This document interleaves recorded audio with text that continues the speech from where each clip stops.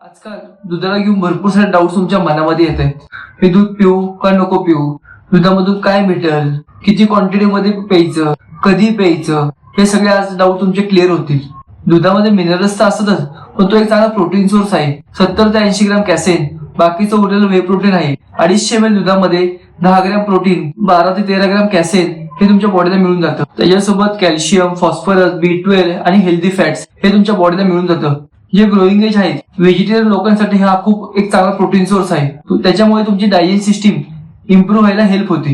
दूध पिण्याचा best time आहे बिफोर बेड, कारण की त्याच्यामध्ये जे कॅल्शियम प्रोटीन आहे ते स्लोली अमिनो ऍसिड मध्ये रिलीज होतात आणि तुमची मसल रिकव्हरी व्हायला तुम्हाला हेल्प होती. दुधाचे प्रमाण हे तुमच्या बॉडीच्या ऍक्टिव्हिटीवर डिपेंडेंट आहे.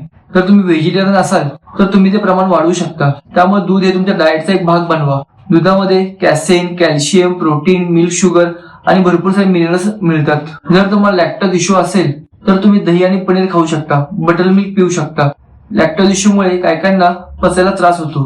आय होप तुमचे सगळे डाऊट क्लिअर झाले असतील. त्यामुळे दूध हे तुमच्या डाएट मध्ये ऍड करा आणि त्याची क्वांटिटी ही तुमच्या ऍक्टिव्हिटीनुसार घ्या.